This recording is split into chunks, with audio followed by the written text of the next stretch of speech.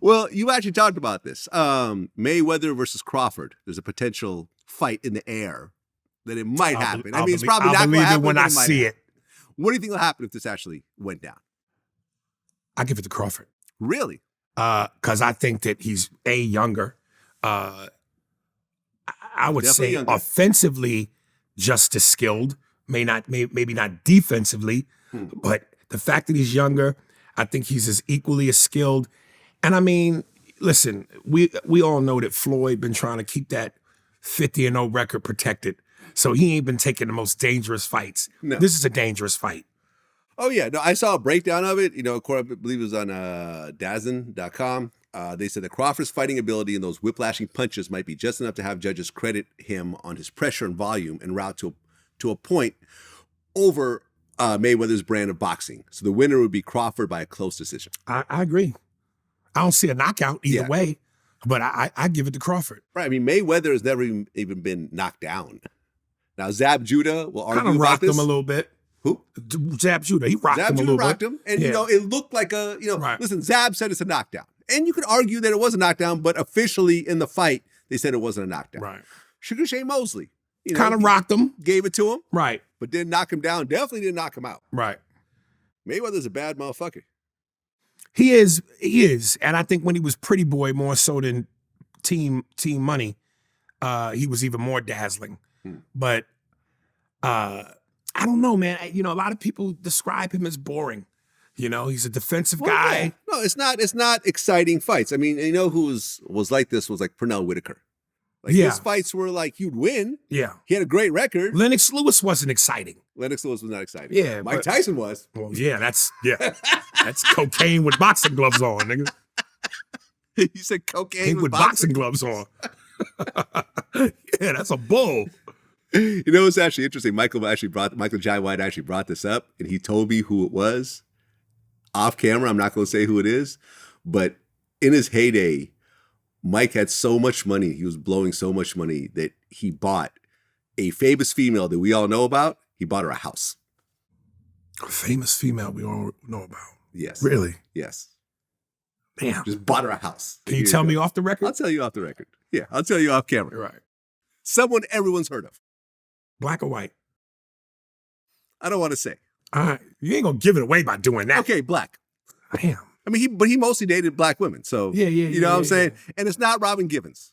Oh, I wouldn't think that wouldn't count. She took her house. She took his house, right? Yeah. She won that fight. Right.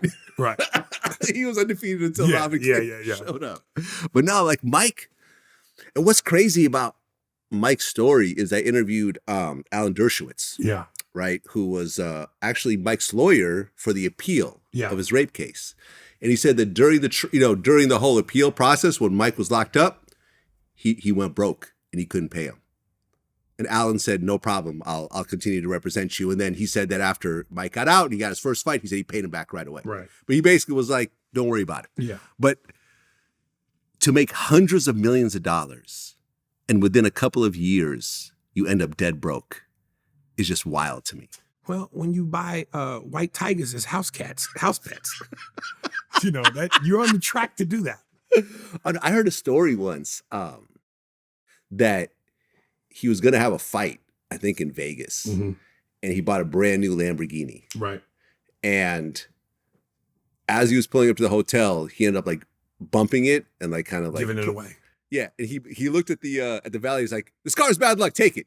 He was with Don King. And Don King was like, "You'll take it, fool." Like, right. He really just gave it to him. Did you ever hear the Robin Givens, Tyson, Brad Pitt story? No. Robin Givens was sleeping with Brad Pitt what? in Mike's house. And Brad Pitt tells the story. And Mike drives. So Robin was suicidal is what you're telling me. Basically. Basically. So she's sleeping with Brad Pitt in Mike's house. Mike pulls up, sees Brad Pitt in the window. And as Brad is leaving, Brad is just begging Mike, "Please don't punch me in the face. Don't hurt my face. Don't bruise my moneymaker." And he said Mike just, maybe said a couple words to him, but didn't do shit. Really? Yeah. Huh. Yeah. I read somewhere too that Mike was mad at Michael Jordan too because he had slept with Robin I heard about Givens. this story, but when we interviewed Mike He said no? I brought this up. He goes, no, that never happened. And Mike is like super honest. Right. You know what I'm saying? Like Mike literally will like not deny nothing that happened.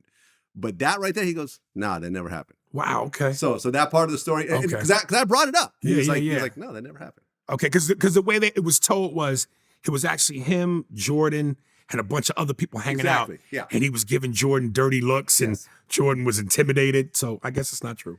I mean, but Mike is such like a deity, like with these stories and so forth, that people sometimes create their own and kind of run with it. But listen, Mike, the thing about it, and we talked about this in our interview, was that at the time, Mike was making more money than all his contemporaries, meeting Hollywood actors and other sports stars and so forth.